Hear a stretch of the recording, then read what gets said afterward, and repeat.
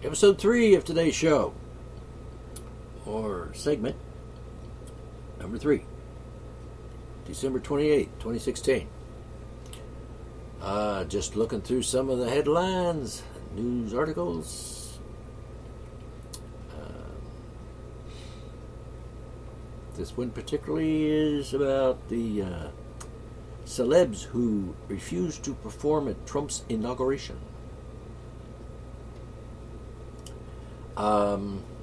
Personally, I should just say this is my opinion. I rarely express my opinion, but I'm going to this time. So the thing is, Donald Trump's inaugural is having trouble finding celebrities to perform, such as, well, you know who they are. Well, apparently he asked them, and they said, nah, we're not going to have anything to do with you and you being in the presidency because you're a lunatic, or whatever excuse they might have. But one ambitious 16-year-old singer named Jackie Ivanko will be performing the Star Spangled Banner. Jackie Ivanko won America's Got Talent this past summer. And that's cool. I'd like to hear her sing the Star Spangled Banner as if it's necessary, but whatever. So anyway, very few A-listers have agreed to perform, either because they fear being blacklisted or because they disagree very strongly with his politics.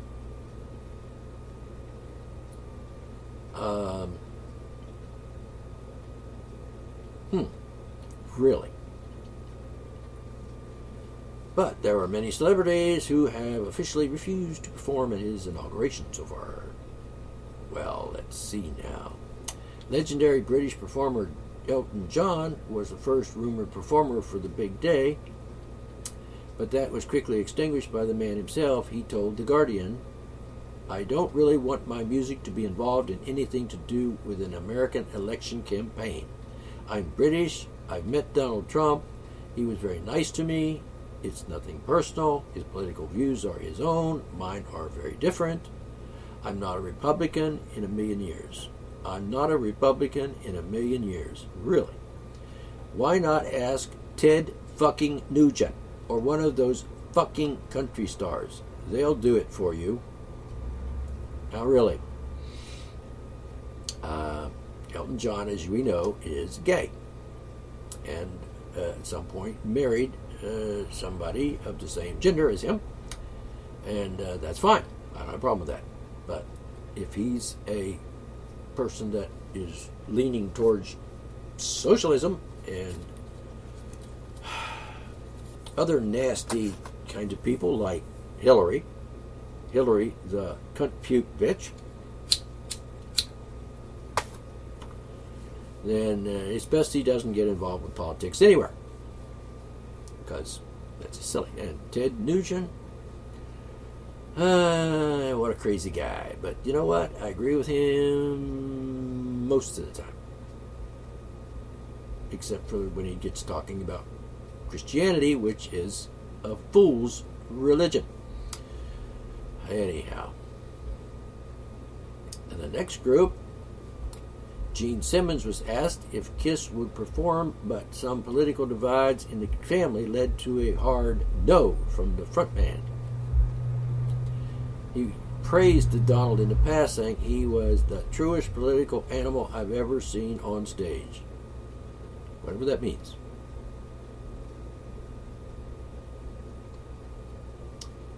And there's a couple others here.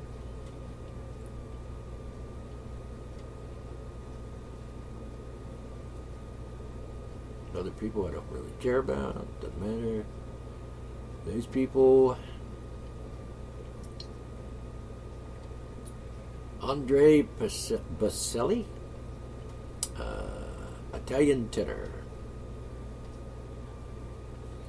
He accepted the invitation, but received vicious backlash for it. Well, shit. The rumor is that the outrage got so bad that he had to back out for fear of risking his entire career Trump's people told Rolling Stone that the president-elect had declined the singer's offer to appear, but either way, Maselli isn't performing. Backlash?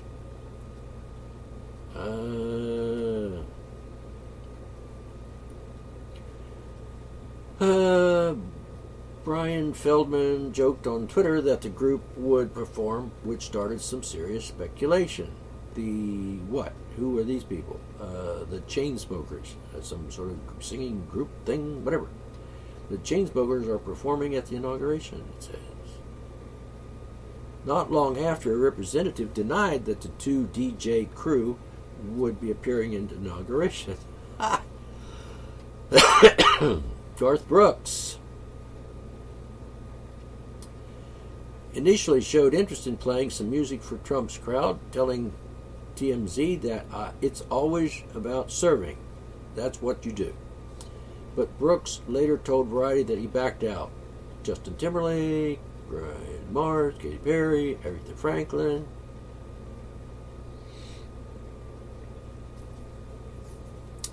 Guess what? Not performing, I guess. You know what? I'm sorry about this, but like in my opinion, the inauguration should be simple as this. You have someone doing the swearing in. You have the person as the president to be sworn in. You get there in a little group of official people and with maybe some spectators, a few, whatever, and some cameraman and journalists and so forth to record the event. And then he swears him in, and then he's there, and then he says something after, like a little speech, inauguration speech. And then that's it, and then you go home. That's it. There's no reason to spend all that money and time just to swear a guy into presidency. I mean, that's just a waste. And it's just foolish. Bullshit.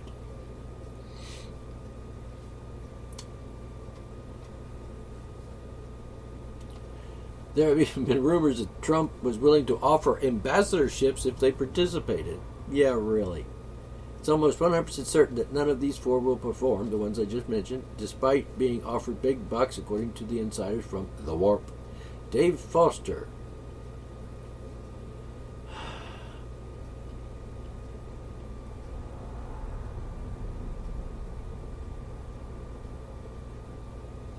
So at any rate,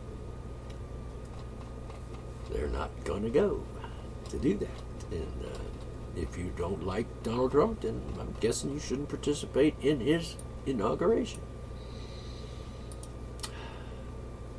You know, just stay home and keep your mouth shut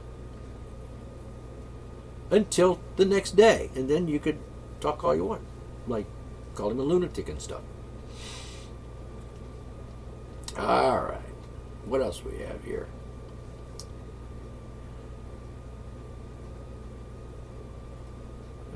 Something about Donald Trump and the United Nations.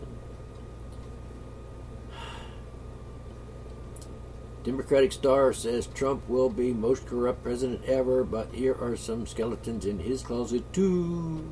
And the guy is, I don't know who he is. Don't care. 16-year-old forced to make an awful choice after finding her drug addict mom beating siblings.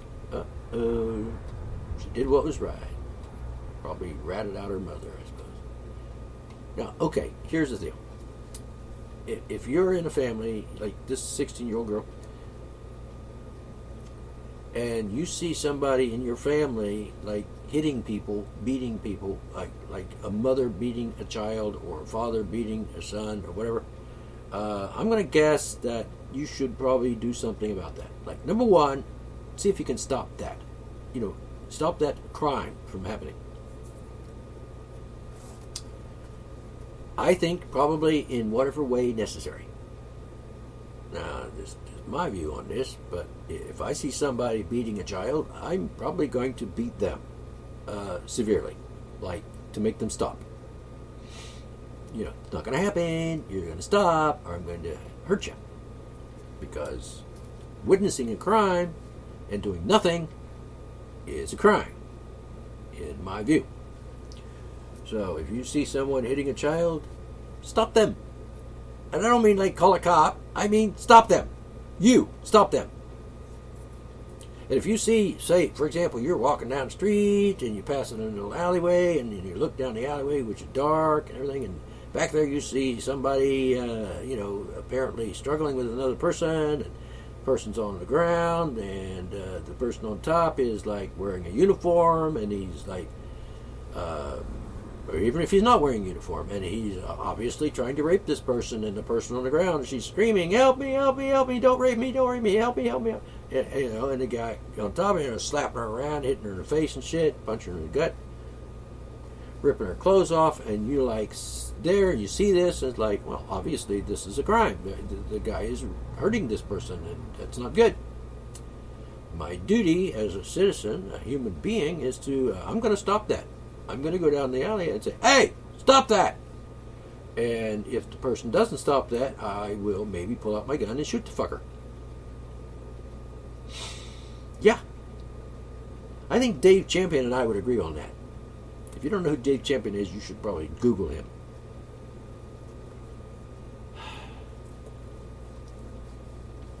Dave Champion. Oh, by the way, plug for his book, Income Tax, Shattering the Myths, by Dave Champion. It's all about the income tax and so forth, and it tells you the truth and the law and stuff about the income tax. One of those being that there's no law making the non-incorporated Americans individual liable for the income tax, because there is no law. None. Zip. Zero. Such. Nada. That's a fact, not an opinion. Anyway, get the book, read the book. Dave Champion, Income Tax, Shattering the Myths. It's got the plug in there, and I don't make any money from that either, by the way. I still had to pay for the book when I bought it. So, anyway, if you see someone committing a crime, you should probably try to stop that, one way or the other. Now, I'm not saying if you run across the mafia and they are a bunch of like 50 guys with machine guns, your first order of business is to protect yourself. Like, get undercover so you don't get shot.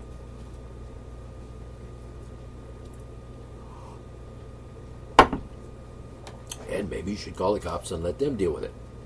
I'm just saying maybe. We're talking mafia or gang or whatever. Committing a lot of crimes. In front of your face. If you see a policeman committing a crime, arrest the fucker. I'll get into that in more depth on my little list that I'm going to publish in the next few days. A list of things you can do to be the resistance and oppose the criminality of the government. Things you can do about the injustice and the insanity that's going on in America at the hands of the government and the police departments, etc. That list is forthcoming. I'm working on it, and I will issue that, post that here on my websites and on Facebook and so forth when I have completed that list. Things you can do about the criminal terrorist organization in America, that would be the government, state, federal, and local, because they are bullies, tyrants, and Nazi, fascist, police state bastards. Really. So anyway, I will be showing a list of things you can do. Like, for example, shun them. If you know someone who is a cop who participated in some sort of criminal activity and harmful behavior and depriving human beings of their rights, like, let's say, the cops that were involved in the Dakota pipeline fiasco, where they actually caused physical harm and damage to the protesters, who were unarmed, I think, and they committed a crime against humanity. The cops I'm talking about that were participating in that and doing that. They are criminals, and they should be shunned, aside from arrested and put in prison and whatever. Shun them. That's one thing you can do. You can just, refuse to sit down and break bread with them. Refuse to aid and abet the enemy of freedom, and therefore America and Americans and humanity. You collaborate with the enemy, you are as guilty as the enemy. So police officers who do that, oh, by the way, don't use the word law enforcement. Law enforcement is a Taliban word. That's what the Taliban police officers do. It's not the job of a cop to enforce the law. By the way, look up the word enforce and figure it out for yourself. No. They're officers of the court, and they do what the court orders them to do within the law, like serve warrants and so on.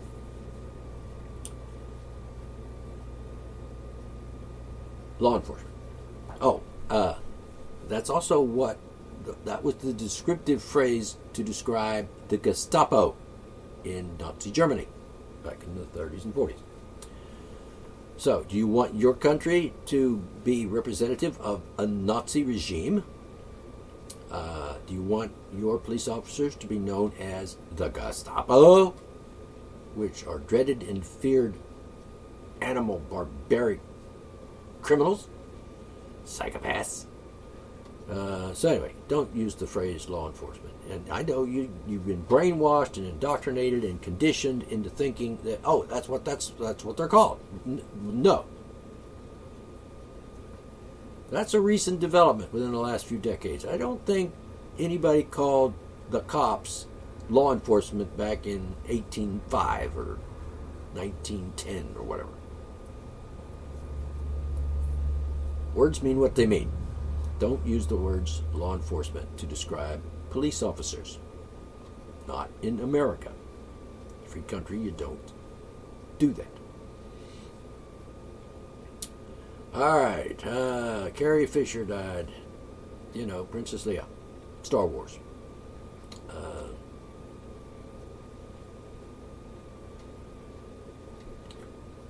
That's sad. She was only 60 years old. Alright, Obama interrupts his vacation to give speech at Pearl Harbor with the Prime Minister of Japan. The fruits of peace always outweigh... Oh, excuse me, you bastard. We all know about Pearl Harbor. Well, you should know. And forget all the bullshit you learned in high school and stuff, because they lied to you. It's not the way it was. It seems odd to me that the facts seem to get lost when we start talking about the government and how they deal with things. And most Americans are brainwashed, indoctrinated, conditioned, like I said, and pretty much controlled because, you know, they believe stupid shit and delusions and mentally ill nonsense. Pearl Harbor. FDR knew about it. He set it up. He taunted the Japanese country with his embargoes and so on, which are an act of war. So actually the United States military and the president of the government of the United States actually attacked Japan first. So Pearl Harbor was simply a retaliation for the crimes against Japan committed by the United States government. That's not my opinion. That's a fact. Look it up. And look it up under the heading of true history and not bullshit history. FDR. Bastard. He's dead. As he should be. Alright, not going to read that article because I don't care. Alright, pay tribute to Carrie Fisher. What? Alright, let's see what it says.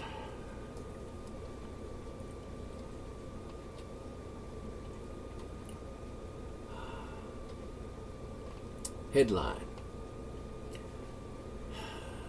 Cinnabon wanted to pay tribute to Carrie Fisher. Then the PC, politically correct crowd, cried foul over a tweet. Human interest story, huh? Let's see what kind of funnies is it all about. Alright, she died, passed away, heart attack. Oh, them heart attacks. Woo! Bad news. After the news of her death hit, there were all kinds of tributes to her and her iconic role as Princess Leia in Star Wars. Rest in peace and all that stuff.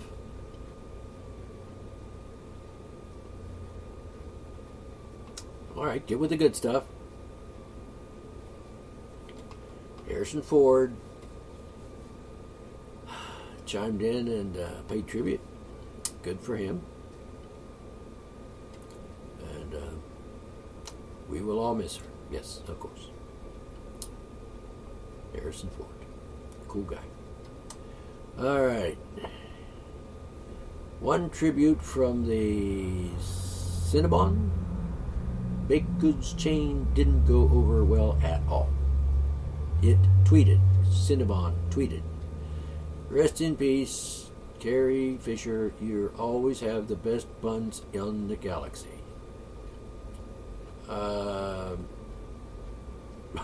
I can see where that's gone.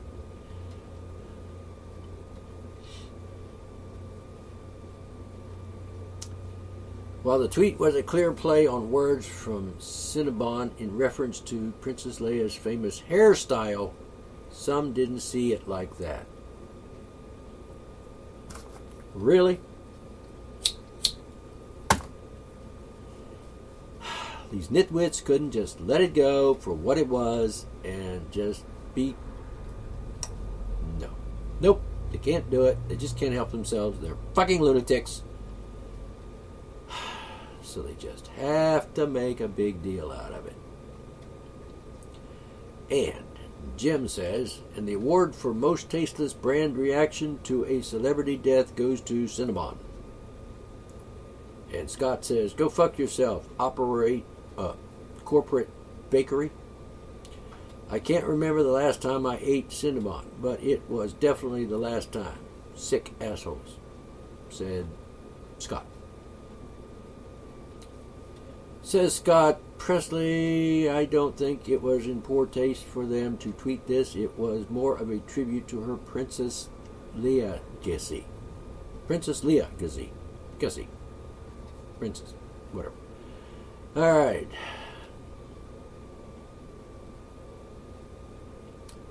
However,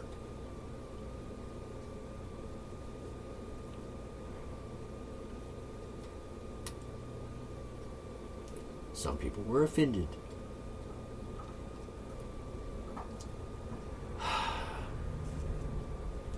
Cinnabon decided to use Carrie Fisher's death to hawk its cinnamon rolls.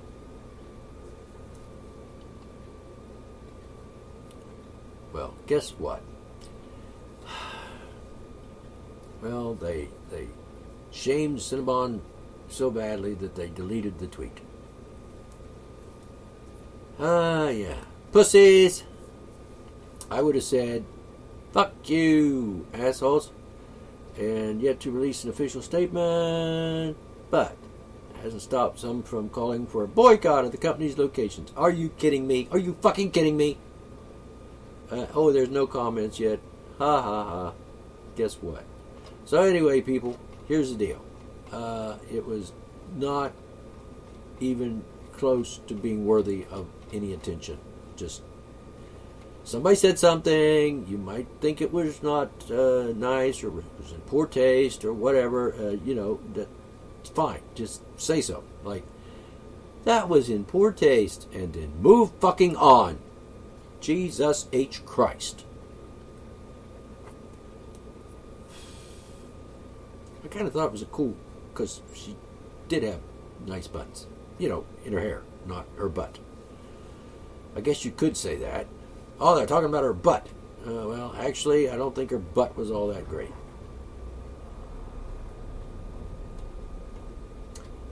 Anyway, it is a case of politically correct nitwits making a big deal out of nothing. It's nothing. Trust me. It's like, I forgot it already. Moving on.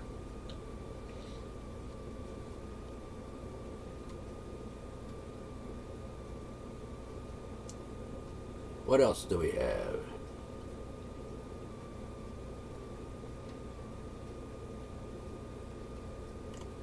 All right. Can you spot the minor difference between Obama's and Trump's inauguration D.C. metro tickets? No. I see. I see. Well, one of the inauguration tickets is Obama's picture next to the inauguration day information. All right. Donald Trump's, on the other hand, is picture of the White House with inauguration, celebration going around it in the gold, and something else there I can't read, and the date at the bottom. Well, let's see now. A picture of the White House on the one hand, Donald Trump, and a picture of himself, Obama, on the other. Well, gee, isn't that just wonderful? Yeah, why aren't the politically correct people bitching about that one? I'll tell you, that's not really earth-shattering either. A bit of information, something to file away and forget, because, okay, big deal, it's over with. But, it's interesting, but not earth-shattering, and, it just goes to show you that obviously Obama thinks his picture should be on there because it was his inauguration after all. On the other hand, Donald Trump seems to think that the White House and the presidency and the flag and all that is, just a slight bit more important than your own fucking picture when it comes to the inauguration of a president to be the president of the United States government. All right, moving on. That's all there is. We can get rid of that. And this one is pretty much the same thing over again. Two different things. Okay. And what else do we have? All right. Do I have anything else? Well,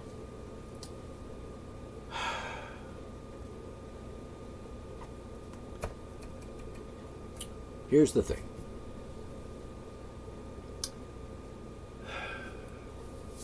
It really is disturbing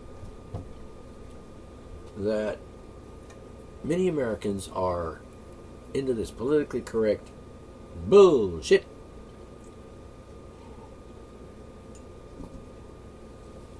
And it's disappointing. It's frustrating at times. But what you gonna do? You can lead a jackass to water, but you can't make him drink. You know what I'm saying. All right, hold on. Take a break. Might be back. Maybe not. We'll see. All right, on other views today. I'm still thinking about that incident last night with the policeman, the state police trooper. I want to make sure I was clear on this. A person driving a car ran off the road into the creek. No major injuries. I mean, she busted her lip on when the airbag came out, I guess. She was able to talk. She was coherent. She wasn't inebriated. She didn't appear to be high on anything whatsoever. She was upset and unsettled because she just had a very harrowing experience. Car going boom and splat, belly flashing into the creek. All those things going through her mind at that point, and I've been there. I know what it's like when you have an accident in your car. I know how it feels, and your first thoughts are, "Oh, I'm fucked, big time." One, I've ruined my vehicle. Two, I don't have any money to take care of this. Three, I might even be in trouble with someone, like if I was younger, which I was at the time I had an accident in my car, or my mother's car, actually. I have been big shit, trouble with my mom and dad now. I've done screwed up my life forever. And I busted my lip as well in that particular case. In fact, I was going over a hill, little knoll, and a little too fast. The roads were wet, and I hit the brakes, slid about 60 feet or so hit a telephone pole, pickup truck, station wagon, and a Volkswagen. Fortunately, no one was injured. But my mother's car was damaged severely. It had like a V-shaped indenture in the front where the motor is. And so I think there was insurance. So anyway, it was towed away, and the police were there. They came, which is fine. They should be there to kind of organize the situation and make sure that there's no further problems and traffic is taken care of. And those responsible for the accident, being me in this case, since I ran into the back of everybody going a little too fast on that road, which should have been like 35, I was going more than that. So I was, shall we say, detained, put in a squad car, and my mind was, as soon as it happened, I'm like, oh, fuck, I'm fucked. My life is over. I'm going to have to quit college, get a job, and pay for all the damage, and, I'm going to be really depressed and sad and unhappy and miserable for like a long, long time. And they took me to the police station, and they didn't put me in a cell. They just let me sit in a courtroom or to the assembly room, whatever it was, a bunch of seats. Sit there, waited for my mother, and they called my mother. She came down and, quote unquote, bailed me out. And originally I was charged with speeding, which, probably. And, yeah, definitely. And then by the time they got me to the police station and did their paperwork and stuff on me, they changed that to reckless driving, meaning I was driving recklessly. And I admit that's true. I was. Because you just don't drive that fast over a knoll when you don't know what's on the other side. It's just crazy. But I was 17, hadn't had my license very long, and I was an idiot, a bloomin' idiot. I was on my way to college, classes. So mother had to leave work, I guess, and come down and bring a bond and, cash a bond so she could, she had savings bond, and she cashed savings bond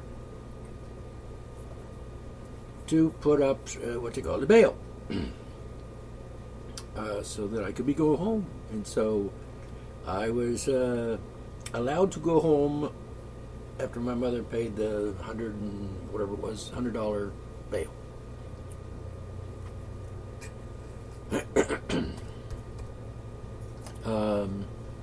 And on the way home, I sat in the car. I was very depressed and scared. Basically scared, because what have I done?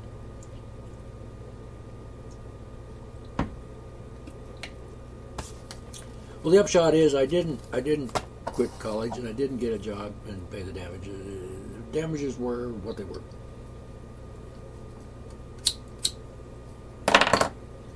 Nobody was killed. Nobody was injured. Cars were damaged, but no property otherwise was damaged. I learned my lesson. And I still have to pass through that area when I'm driving. I have to go that way and back that way as often as I go to Fairmont.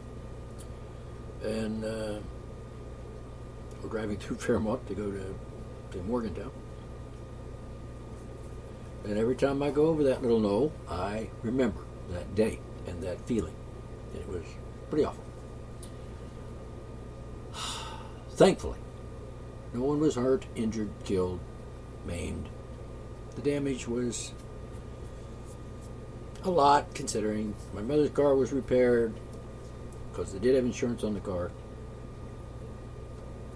My folks did have insurance on the car, so the car was repaired. The tow truck guy screwed up the transmission, so they fixed that too, because they screwed it up, so they fixed it. At their own expense, I hope. It's a long time ago. 50 years ago. Over 50 years ago.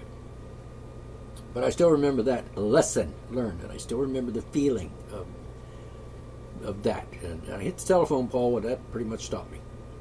If I had gone over another 4 feet, I'd have missed the pole and maybe hit a house, or at least come close to hitting the front porch on a house. It was there on the road.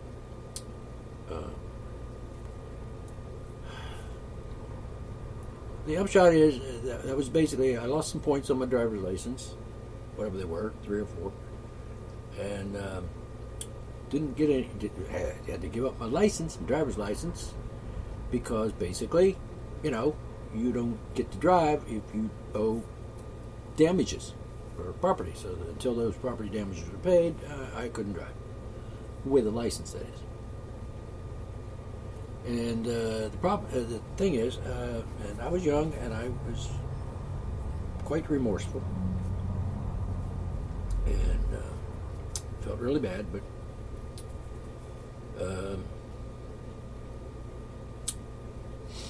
life went on, and I survived, and so on.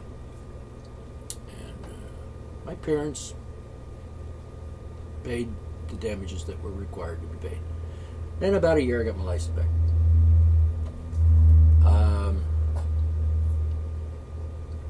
It wasn't a pleasant experience, and I understand that. And the police were there, and I understand that, and they were there for reasons, and obviously I was at fault, and I was obligated to make things right. A little side note here, the guy in the Volkswagen happened to be a doctor, local doctor, and well-known. And he tried to con my parents into buying him a brand new Volkswagen.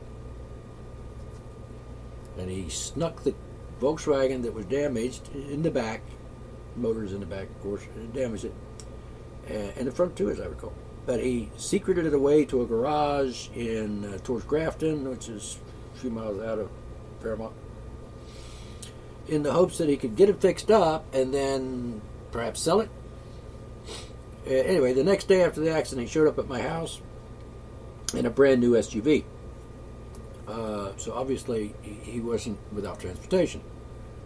And he got an SUV, so he probably wanted to move up from one of those Volkswagen Bugs that's like a little tiny death trap if you get hit in the front or back, because there's just nothing much there to protect you. So he got an SUV with a little bit more protection, a little bit bigger, heavier car, a bit safer. A wise decision. He shouldn't have had a Volkswagen in the first place. I'm just saying as an opinion. Probably been wise not to have a Volkswagen if he was concerned about his, survival in an automobile accident. Anyway, but otherwise, Volkswagens are cute. I had sex on top of one time. The Bug, not the station wagon, not the truck, not the van one, but a regular Volkswagen. Looks like a Beetle, which was pretty cool. Anyway, the problem is that not a problem, but I understand the feeling of someone in that situation. So, and I've had other situations happen where I wasn't at fault. But at any rate, the point is, I understand how one might feel and be upset and worried and concerned and depressed and really upset. Like, oh my God, what have I done now? And, the world's going to change because I had an accident. And no one was injured, no one was, killed. It was fine. It worked out in the long run. The thing here is,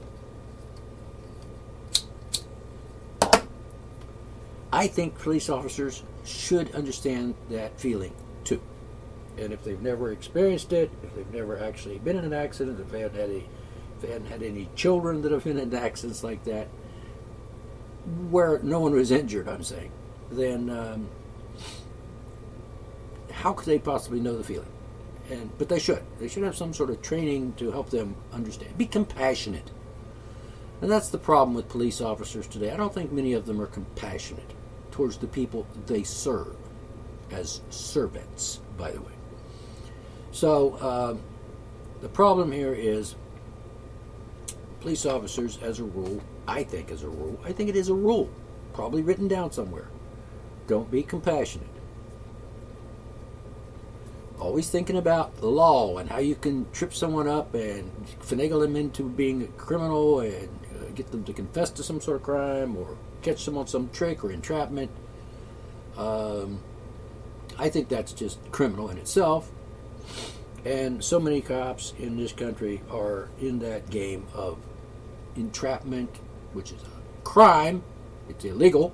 Constitution, I'm sure the Supreme Court ruled that at one point or another, and I guess they just forgot that ruling and continued doing it, and now they call it a sting operation, which is the same thing as an entrapment, and it's a crime. So policemen commit crimes. Regularly, often, all the time, everywhere in America, state, local, and federal officers do engage in entrapment, which is against the law. They're not allowed to do that. I want to make that clear. They're not allowed to do that, and yet they do. So that means they are committing crimes and getting away with it. And of course, they babblize bastardize the English language by calling it, oh, it's not entrapment, it's a sting operation. Yes, it's still entrapment and it's still a crime. So don't do it, copper. Just stop doing it. And if you don't stop doing it, then the American people should just find you and beat you with sticks or something. You know, you should be arrested, put in jail for entrapment, because you're not allowed to do that. It's against the law. But cops are very quick to tell you what they think the law is and how much more important it is than being compassionate towards the people they serve. For example, the girl was obviously shook up. She was in a wreck. She's upset, unhappy, miserable. And the cop has no compassion whatsoever. All he's interested in is, like I said in the other episode, the car's polluting the creek with a teaspoonful of oil or some damn thing. An insignificant amount of oil. It's like a spit into a Lake Erie. It's like insignificant. And he was quick to spout, that I had committed a crime by helping her get home safely, or at least to a safe place, where she could deal with the situation, call her family or whatever, and have someone, get the car out of the ditch, tow it in, have it repaired, whatever the decision would be on the part of whoever is responsible. But the cop was quick to say, "Oh, I've committed a crime by conspiracy or whatever to commit a crime to aid and abet her to, escape from a scene of an accident." Like, he was very quick to point this out to me. Like, practically the first thing he said. And I think that's just pathetic. I mean, he just spouted this out very calmly, very matter-of-factly, like, I'm the law, and I know the law, and I'm telling you the law, and you should be grateful to me and kiss my ass or kiss my ring because, I'm not going to put you in jail, even though you committed a crime. So that's my complaint, is that, he's quick to rattle off these laws as if they're real, like they're valid, instead of being concerned. I mean, is the girl okay? Would have been a nice question for him to ask me right off. Is she okay? Is the driver injured? And then, of course, it goes into she's probably like drunk or under the influence of drugs or something, and that's why she ran off the road. That's making a big assumption on his part, and I think it's the first assumption that goes into his head because that's the kind of person a cop is. And I find that to be a big fault. I've run out of time again. So, I'm going to stop here. I've made my point. I think you understand. Think about it. Give it some thought. And for God's sakes, don't side with this cop. Under most cases, they're not worthy. All right, D. McClung, Art for Monologues. Catch you next time.